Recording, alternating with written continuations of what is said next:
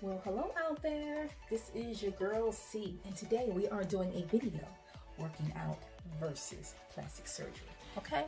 I know you want to know about it, so follow me. You know how we do. Okay. So we're going to sit you down right here because we need to have this conversation. So many of my sisters, so many of you go into this negative thought process, thinking that it is impossible to get the body that you want. Now, don't get me wrong. You need to be realistic when it comes to your goals. So sometimes your goals are just so unrealistic that it is damn near impossible, okay? So you need to identify what your body looks like. Identify what your body looks like in the mirror. What your body looks like. Then identify what you want to look like. Now, it can't be a far stretch in between, okay? So let's just be realistic, because sometimes most women go into it with these I'm going to say unrealistic expectations on what they believe they can accomplish. Now, let me just say this. I have seen some extremely obese women transform their bodies, but guess what? It took them a lot of work. So you have to get your mind right. You need to go in thinking that you are Mrs. Hercules when it's time to work out. You can't go in with a negative mindset. You have to go in already thinking that you can do it, and most women don't. They don't want to work out, and I understand most of us are not physical, okay? So it's going to take some dedication. It's going to take some commitment. It's going to take some time for you to break your body down. If you have not worked out in quite a while, it's going to take a while. So stop thinking that, you know what, I done worked out for 2 weeks straight and I don't have a body that I want. Guess what? It's not going to happen in 2 weeks, baby. It's not going to happen in 2 weeks. I thought the same thing. I'm in the gym. I'm working out hard. I'm not getting anywhere. In my mind, I'm not getting anywhere.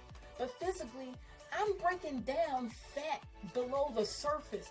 We don't know what's going on in our bodies below the surface. We're just looking with the naked eye at our naked bodies, and we expect to see something. You're not going to see something on the outer skin, because what's happening is the transformation starts within.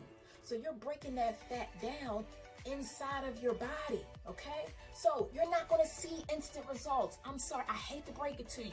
So most women who want to opt out of working out and go to the plastic surgery aspect, they do that because they want instant results. But guess what?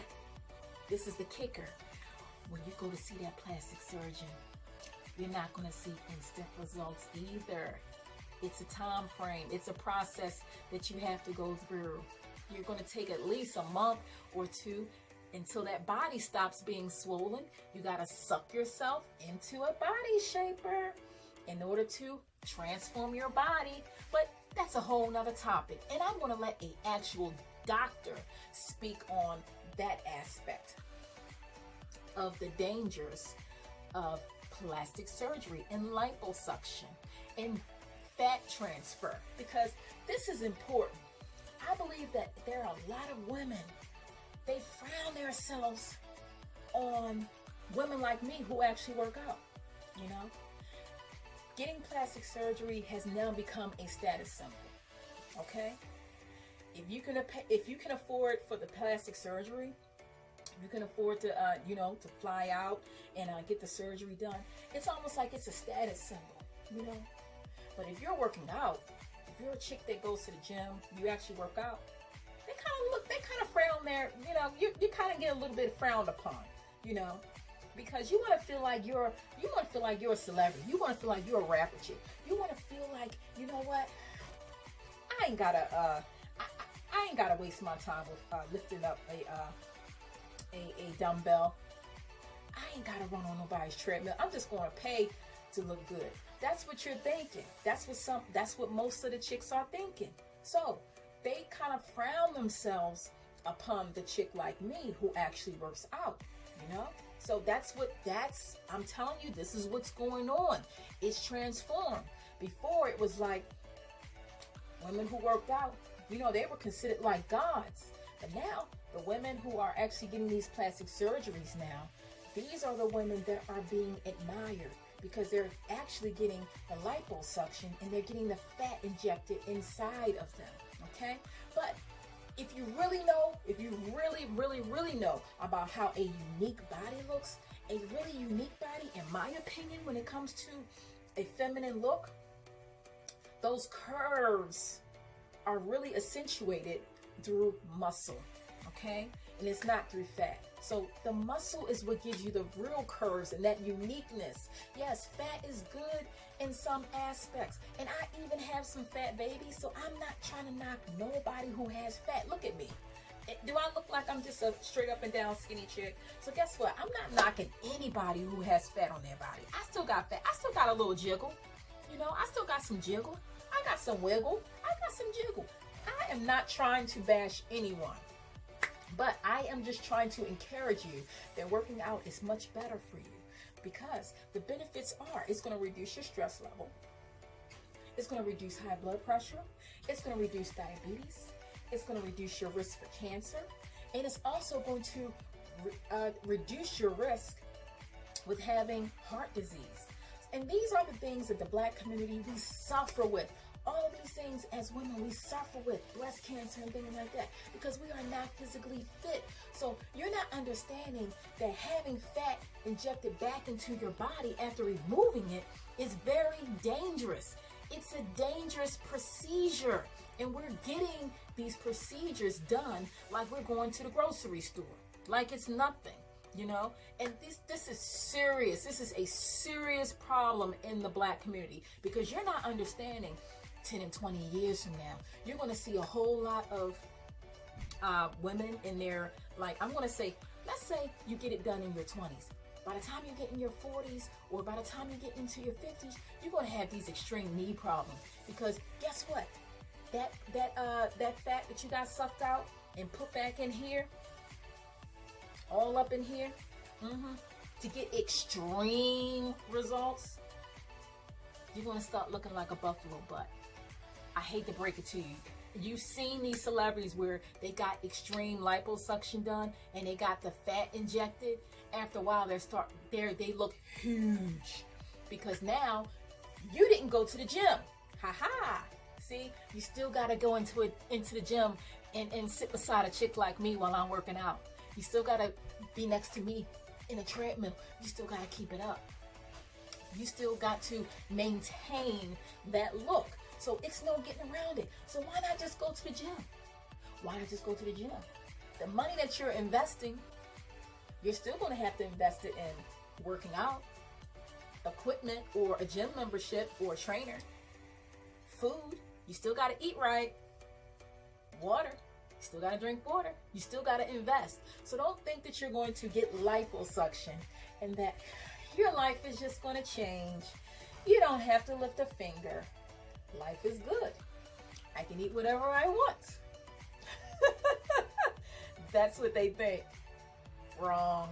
But like I said, I am not trying to knock anybody who really wants to get liposuction, but going to the gym is the better alternative, you know. And I want to see us as healthy Black sisters. I want to see us healthy sisters in general. But I just want to see you healthy. You know, you want to get these curves. Curves are so great. Aren't they beautiful? Curves are just so pleasant looking, aren't they? But to get the curves that you want, go to the gym. You know, you have to lift some weights. You know, everybody wants to take pictures like this, right? Everybody wants to take a picture like this because they want their quads to stick out. They want to give that look like their quads are sticking out. Guess what? Your quads can stick out if you just worked out. I hate to break it to you. You don't need a fat transfer to get that look or to pretend to have that look. Okay? So a lot of times women who are actually getting these procedures done really don't need to get these procedures done. All they need to do is work out. Study women who are actually getting it in. Study it. Go to the videos. Call them up. Do what you got to do. I mean, it's public knowledge what you need to do in order to trim your waist. I got some videos on that. Have you been watching? I'm just saying. So, get your knowledge game up. And don't be afraid to ask these type of questions. Don't shoot yourself down before you even start working out. It's not going to be easy, okay? That's why everyone doesn't do it. It's not easy. So I am not trying to sell you this big dream that, bam, you work out in 2 weeks, you're going to look fabulous. No, it's going to take some time. It's going to take some effort. It's going to take a lot of commitment. But guess what? In the long run, you're going to appreciate it a lot better. In the long run, you're not going to want to mess up what you accomplished. So working out is so much better. It is so beneficial. It's a sense of accomplishment. And you don't want to reverse your results. So you're going to keep on going. You're going to keep on doing it. So now I am going to give this video over to an expert, because guess what?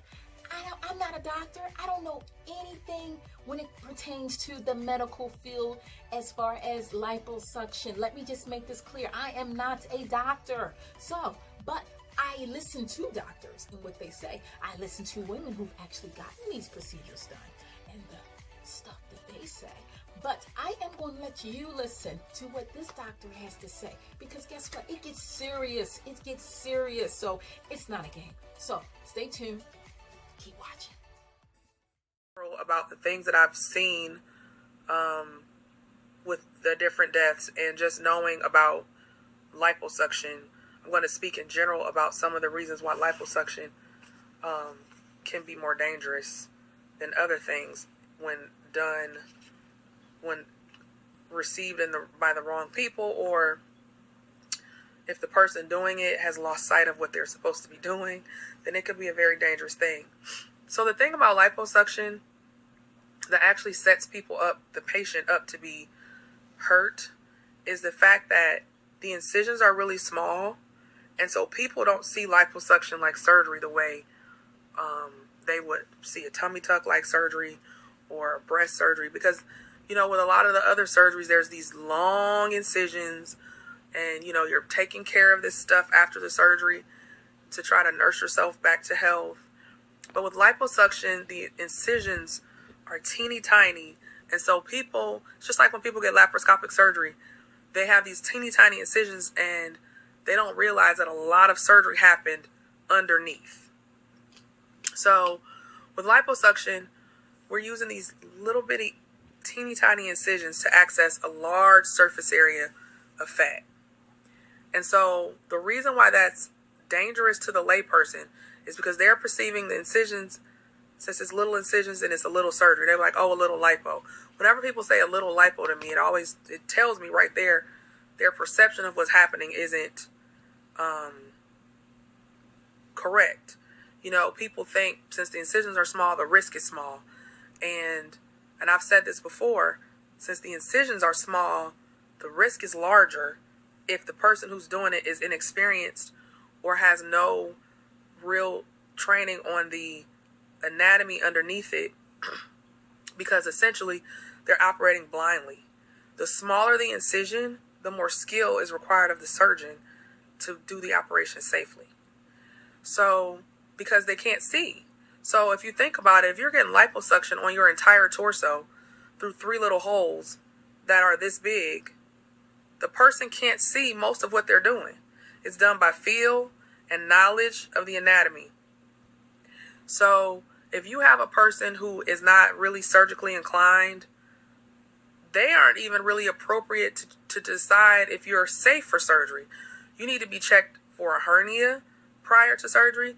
If you have a hernia underneath the skin in the fat and the person hasn't even checked you, nor do they really appreciate how to check you for one, and then they go and start doing liposuction and ramming this cannula blindly through these fatty tissues, and a hernia happens to be there, what lives inside of a hernia is bowel, intestines.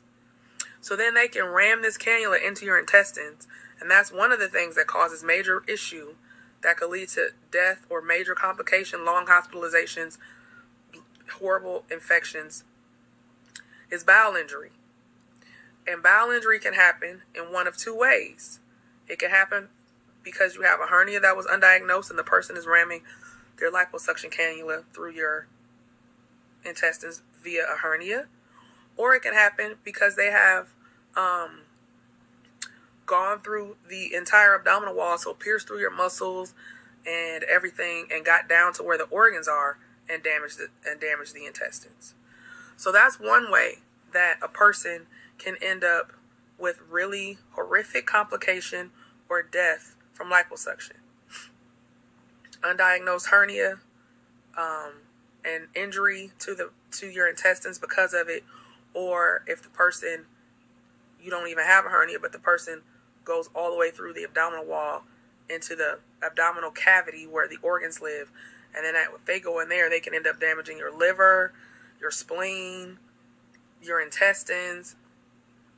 If they hit the large intestines, that will set you up for sepsis, really, really bad infection. And even if you don't die, you can end up with, the complications that can come from a bowel injury is just endless. So these are some of the things that can happen just from a little lipo through those little bitty incisions that people think, oh, not a big deal, just a little bit of lipo. And the problem with liposuction is since we've come up with ways to do liposuction without you needing to actually go to surgery, to the operating room, you can get cool. Okay, Maria, cool sculpting is not without risk either. So, if you have a hernia and they pull that tissue up into that cool sculpting head and freeze it and your intestines are in there, that's a problem. So going to these places where they have all these things and the people who are deciding if you're appropriate for it aren't really equipped to decide if you're appropriate for it, you're still at risk. There's nothing without risk. That's why you need to be in the hands of people who have been trained on it, not just people who are just trying to make some money. So back to liposuction. No, lipo with fibroids. Fibroids have nothing to do with liposuction. That's in your abdominal cavity. So as long as the person is doing liposuction in the right plane and they know what they're doing, you having fibroids is totally unrelated. The fibroids live in a different cavity than where the liposuction should be taking place if the person knows what they're doing. So the other way people tend to have really bad complications that can lead to death from liposuction is aggressive liposuction. I literally hate that phrase. Like, I had thought about doing a live video some months back that I was going to entitle, and I don't know why I never did it, the questions that can get you killed in plastic surgery. And asking, do you do aggressive lipo, is one of those questions. In fact, that's the question that made me want to do that Facebook Live. Because aggressive lipo is asking to be hurt. What that means is the person's going to liposuction you. Like, usually the people asking that question are the people who need to lose weight before they get liposuction, which is why they want aggressive lipo, because they're trying to use it as a weight loss tool because they don't want to do the work. So liposuction is designed to help with trouble areas. It's not supposed to make a fat person skinny. And so when people are getting aggressive lipo, they're trying to get all the fat out in the area that they want in one operation. And so then you have these people who are so busy trying to make sure they don't lose the lead. Okay, so now we're putting our business hats on as the person who's running the facility. They're trying to not lose the lead. And so the person says, I want aggressive lipo. They're trying to make sure they don't get bad reviews. They're trying to make sure they don't lose the lead. They're trying to make sure they get the money. And then this person who needs to lose weight or maybe have 2 rounds, if they're trying to get to a certain place that's not realistic to get to in one surgery, then they'll do this aggressive lipo foolishness, and folks be taking off 8-9 liters of fat. And I've said this before, when fat comes out, blood comes with it. And most people, when liposuction is done, the average person is going to, about at least a third of what is removed will be blood. So if somebody takes 8 or 9 liters off of you and a third of it is blood, then that means you've lost 3 liters of blood. which is not really compatible with life. So then you get these people who will go into cardiac arrest on the table. If you lose too much blood, your heart can't function. Your heart pumps blood through your body. If you have lost it all in the liposuction in the liposuction canister, then your heart will fail. So when you have these young people going into cardiac arrest on the table, one of the reasons why that could happen is because of a large amount of blood loss. I have heard many reports of people who, even in Atlanta, where they'll be staying in these hotels after the surgery or at these recovery houses after surgery, and they've been liposuctioned to death because they've gotten aggressive liposuction. And then ambulances are pulling up to the hotel, or the recovery houses are having to call 911 because these ladies are laying there about to die, and some of them do die. And it's because they've lost too much blood, because they got aggressive lipo. Like, you shouldn't even ask that question. You shouldn't be trying to, if you need 8 liters removed, you need to lose weight. You shouldn't be getting liposuction. If it takes that much to get you to the place you're trying to go, you need to lose weight first. It makes no sense to remove 8 liters from somebody.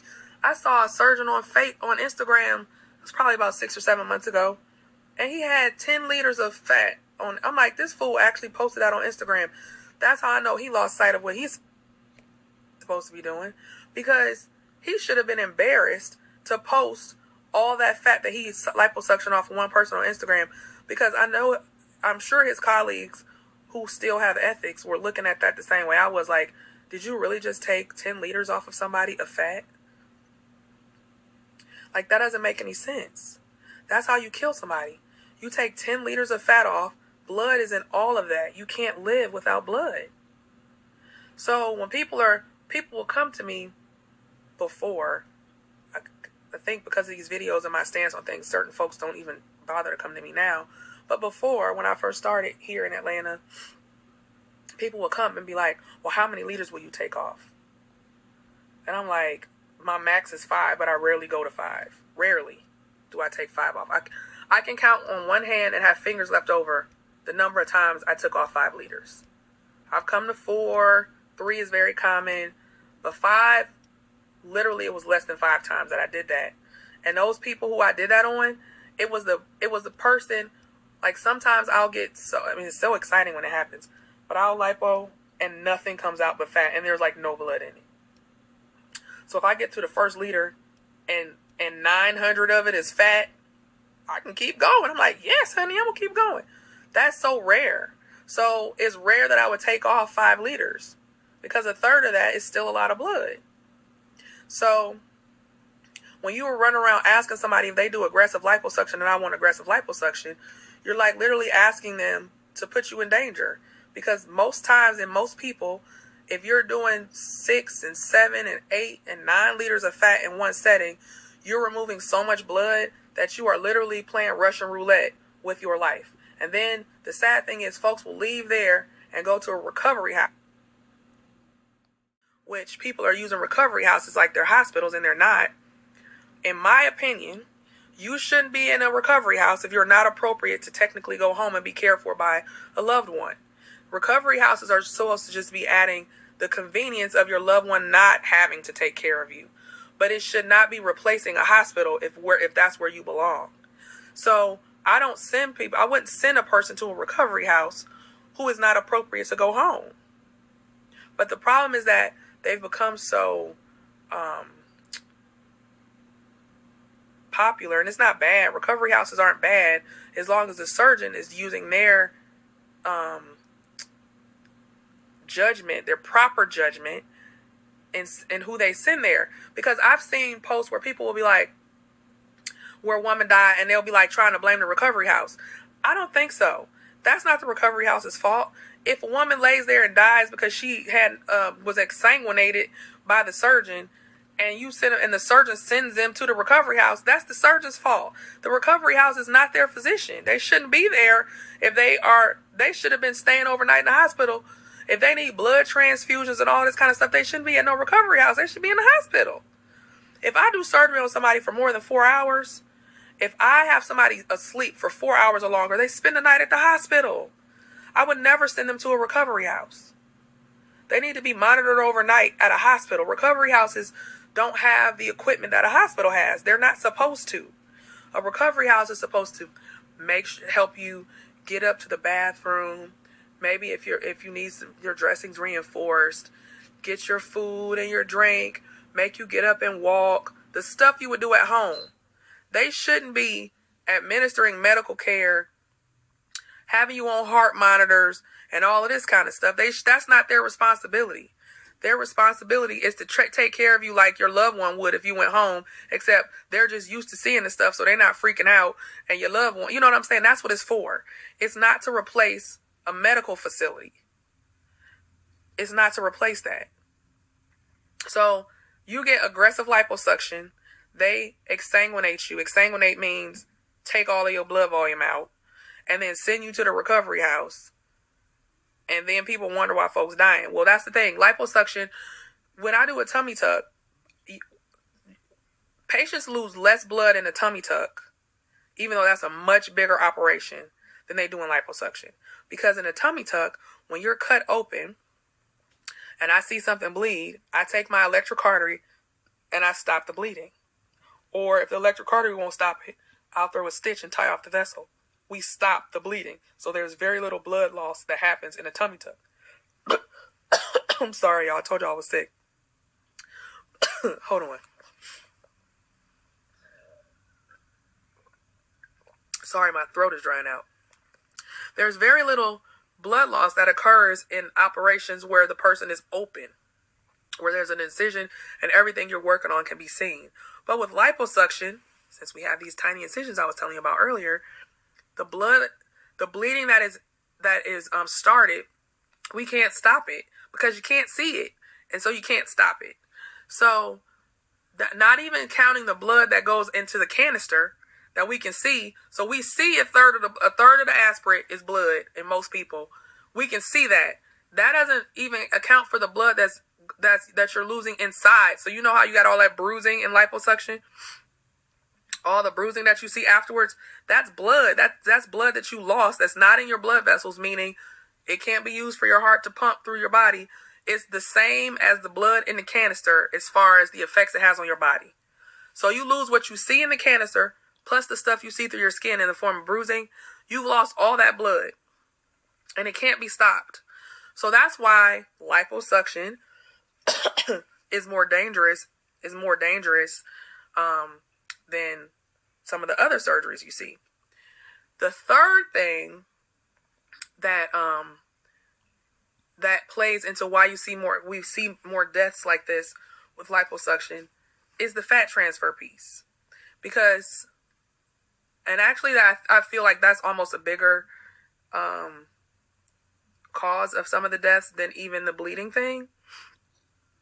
And because the fat transfer causes something called fat embolism, where globules of fat, when the fat is transferred back into the buttocks, and this is fat transfer to the butt. I'm not talking about fat transfer to the breast or anywhere else. Really, this is seen majorly with fat transfer, large volume fat transfer to the butt.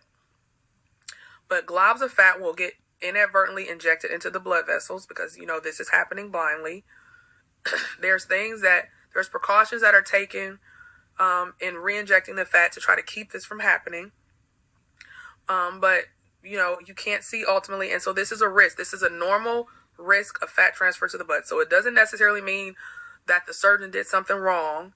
It's a normal risk of fat transfer to the butt is fat embolism. If a lot of fat is injected into a vessel, it will go to your lungs and it can kill you. And a lot of the deaths that we've seen from people who got liposuction also had fat transfer and turned out it was a fat emboli. This is one of the reasons why I don't really care for fat transfer to the butt. That happens mostly when people get the fat injected into the muscle, more so than if it's injected above the muscle. But these are the things, this is one of the reasons why I'm kind of like, I ain't really feeling the whole fat transfer to the butt thing, and I rarely do it. And if I do it, it's not the really large ones, and I don't inject it into the muscle. So these are the things. So first, organ injury, because we're operating through these little incisions, and if the person is not a surgeon and they don't have any idea what the heck they're doing, those are the people who tend to inadvertently hit things that they aren't supposed to hit because they don't know where they are. And then exsanguination, which is too much blood loss from aggressive liposuction. And then improper monitoring after aggressive liposuction in places that they shouldn't be. If you've had large volumes of any fluid tissue removed from your body like that, you need to be in a hospital, whether it's fat or anything else. People need to be monitored appropriately, and that is on the surgeon if they are not keeping them in the hospital right after, if they know that they took a lot of fat out and blood. And then fat transfer to the butt adds a whole nother layer of risk when it comes to liposuction. Okay, so I'm gonna go back because I really wasn't looking, because when I was looking at the questions it was throwing me off. Hold on, I need to drink a little bit some apple juice. I'm sorry, y'all, my throat is so dry. Megan, karma. The last time somebody asked me to talk about that, the Dominican girls, the girls who send folks to the Dominican, just went off on me. Okay, here's my thing on the Dominican Republic. I have no problem with people traveling abroad for surgery if they so choose. Everybody is free to do what they want to do. But with the Dominican Republic specifically, there are really bad infections that are coming out of the Dominican Republic to the United States. And so I'm not really a fan of the Dominican Republic. I haven't heard of these things from Colombia, but the CDC issued a statement a couple times this year warning people against going to the Dominican Republic because of the really bad mycobacterium infections that people have been getting coming from the Dominican Republic that we have not been able to clear. Women being hospitalized, needing to get surgeries to try to cut out infection, on disability, like fast forward a year from their surgery and they're still fighting, trying to clear these infections, and they only have come from the Dominican Republic.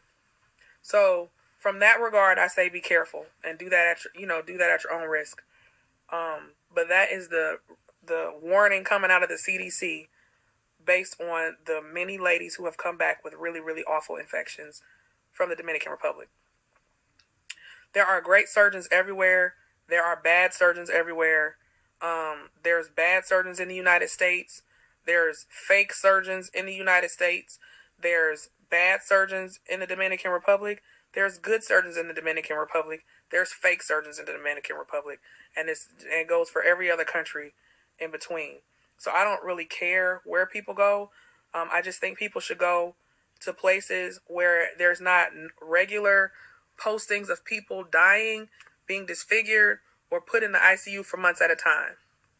You shouldn't go anywhere where those types of things are happening, whether it's the United States or anywhere else.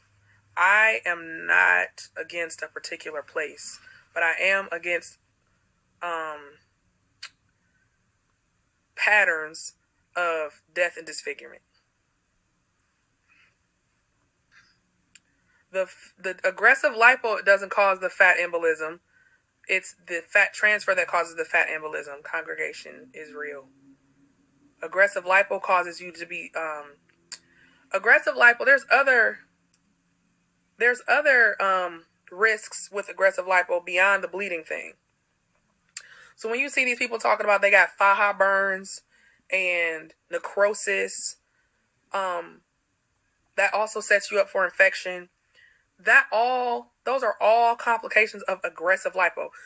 There comes a point, like when I'm doing liposuction, after I've been going for a while, there will come a point in some people where I was getting beautiful golden fat back, all of a sudden it'll just be maroon. It'll just be bloody. That's my cue to stop there. Like, your body's done there. It's when it starts bleeding like crazy in an area, it's done. But with aggressive lipo, they keep going. Okay, so if I'm to the point where I'm damaging a bunch of blood vessels in that area, the blood vessels are what feed the skin. Okay? Now, if I go and kill all the blood vessels because I keep going when your body is telling me to stop, then your skin no longer has blood supply. That skin where all that bleeding is happening won't have blood supply because the blood is telling me that I'm killing the blood vessels underneath it. So then skin with no blood supply, any tissue with no blood supply dies. So then we go and put this compression garment on, and with a couple of blood vessels that's left gets choked off by the faja, and then they start saying the faja killed it when the faja didn't kill it. The surgeon who kept going when the stuff was telling you to stop is really what killed it, not the garment didn't kill nothing. Now you go trying to put on a waist trainer or something right after surgery, that's a different conversation. But a normal surgical compression garment that is appropriately sized does not cause your skin to die. That don't cause your skin to die. So all of these lipo burns that we, see on these pictures and stuff like that floating around in these groups and everything, those are caused by aggressive liposuction. They're also caused by burns by the laser. If you get laser liposuction in unskilled hands, that will burn you. That will burn. I'm sorry. That will burn your skin too. But fajas don't burn people. That's crap. The faja didn't burn anybody. You don't need to hate the faja. Faja ain't did nothing to nobody. Faja is a requirement of a good result after surgery when you have liposuction. So don't hate the faja. Okay, let me go back and look at some of these questions.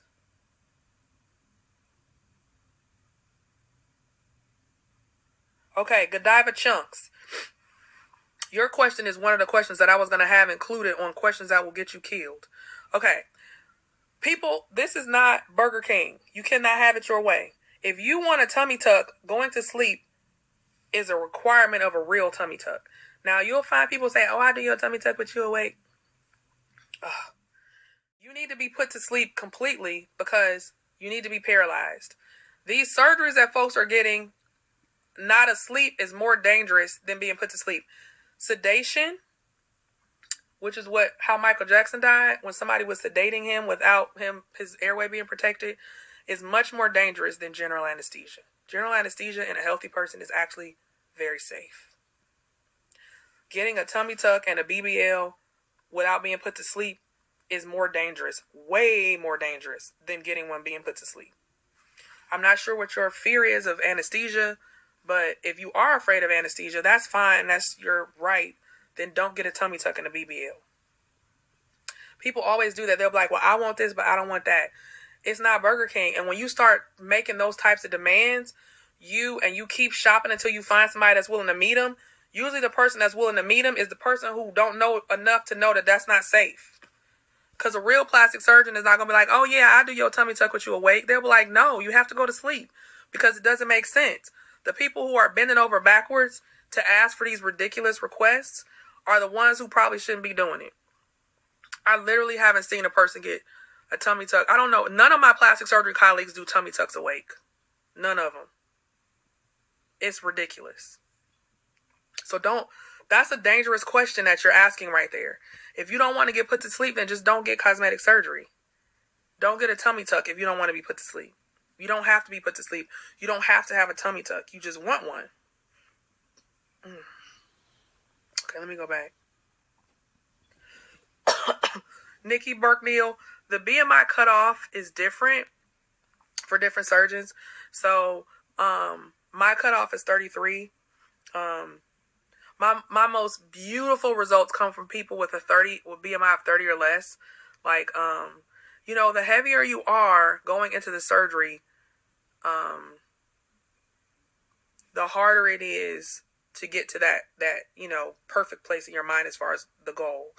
So the closer you are to your ideal weight, the better your outcome. So right now my BMI cutoff is 33. That might get lowered.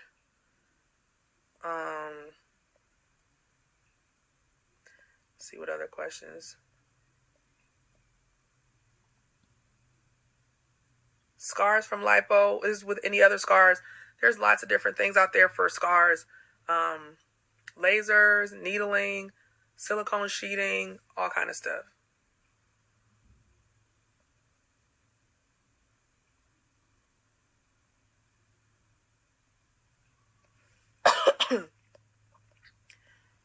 Okay.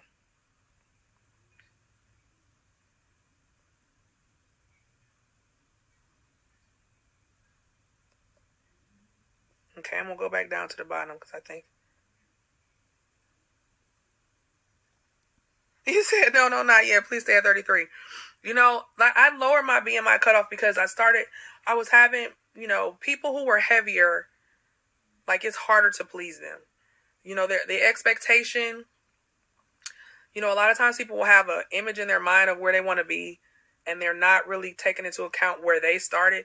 The image is of somebody else's body who's way smaller than them, and then I go and work my heart out, sweating up a storm, doing all this lipo, taking off, all of this fat, and then they're like, I still don't feel like I got to my result, and I paid this money, And so I'm like, well, I did this work. It's not really my fault that you are heavier. We talked about this, but people forget like where they actually started. Bradley, my 3-year-old, coming busting up the video. B Pops, hey, Bradley, Bennett. Didn't I tell you I was on the video? Go ahead, Bradley Pops. Okay, go ahead, Bradley. Say hi. Hi. You want to say hi, Bradley? Hi. Say hi, Facebook. Hi, Fifi. All right. Yeah, so people will have... Okay, Bradley, go. People will have an image in their head of something that is of somebody else's body. And then I can do all this work and then they're still not happy. And that's not fun for me or them. So I just lower my BMI cutoff so I could avoid those types of situations because it makes me feel bad and then they're mad and it's no good for anybody. Thank you, Amanda. Yes, it's safe to get repairs done. It's not, as long as you're in the hands of somebody who knows what they're doing. Smart lipo. Yes, I do microneedling. Smart lipo is a brand of laser liposuction. And I used to do laser liposuction a lot more than I do now. I don't really... I think it causes more scar, and then if somebody wants liposuction again, it just makes it harder because they have more scar left behind. And I don't really... The skin contracts without the laser. I feel like it adds more risk and more scar with very minimal reward. So I don't do laser lipo very often. I used to do it a lot. Drains. Oh, drains can stay in for a long time, but how long they stay in depends on what you have, how much they're draining. So that's different for different people. Yeah, Mika Letisa, you need to talk to your surgeon about your drains. All right, I guess that's all I had to say about that. You guys, share this video. I know I'm going to make some people mad with this video, but whatever. I always make people mad. I'm just telling the truth. At the end of the day, just remember to be realistic. Remember where you are starting. Don't go looking for